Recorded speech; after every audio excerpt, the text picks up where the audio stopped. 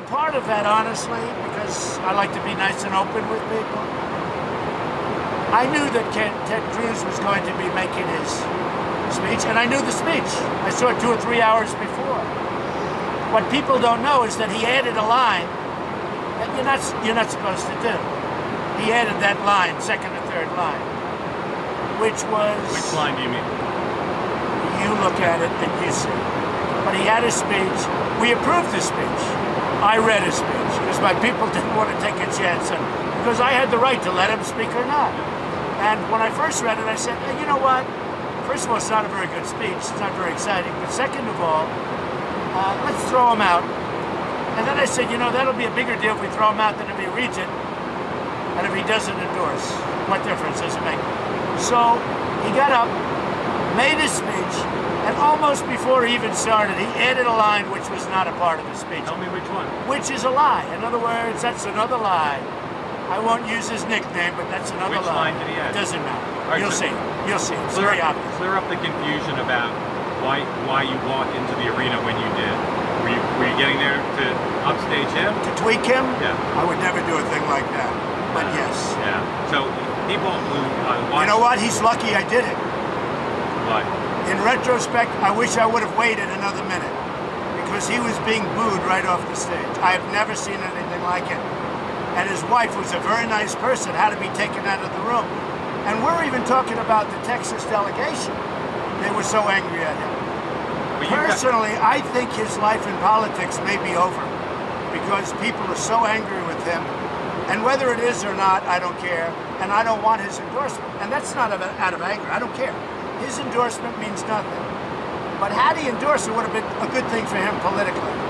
By not endorsing, in my opinion, I think he hurt himself. And the reason I told the little anecdote that they sent the first picture through a pack that he totally controlled, and that I had nothing to do with his father, this was a front page story in the National Enquirer that I have nothing to do with. And he said, he blamed me for that picture. I know nothing about it. But his father had a picture taken with somebody, let's not say who, had nothing to do with me. And he blamed me, and then the media goes around and says it was my fault. So I wanted to get it out that, number one, he sent the first picture, which was a cover of Melania on GQ magazine. But they took all the GQ stuff off. And it was an artsy photo of a very, very, very successful model. And the other one was just a National Enquirer, had nothing to do with me. And somehow I got blamed for a picture of his father. I only met his father once. I don't have any pictures of his father. So I wanted that narrative to get out. You're called all the time a really great television producer. Is that true?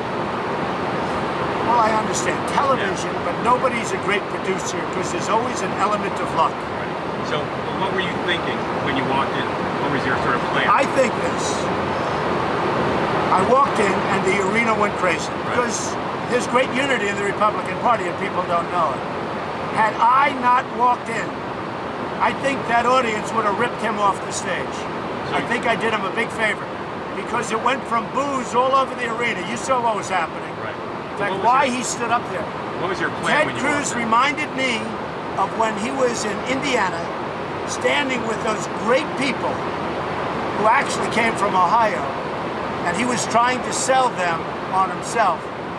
And they kept calling him Lion Ted, Lion Ted. It was a little like that in the arena. He should have left sooner. He could have left. He could have had his final line sooner. But I'll tell you what, I did him a favor because had I not walked into the arena at that moment, I think they would have ripped him off the stage.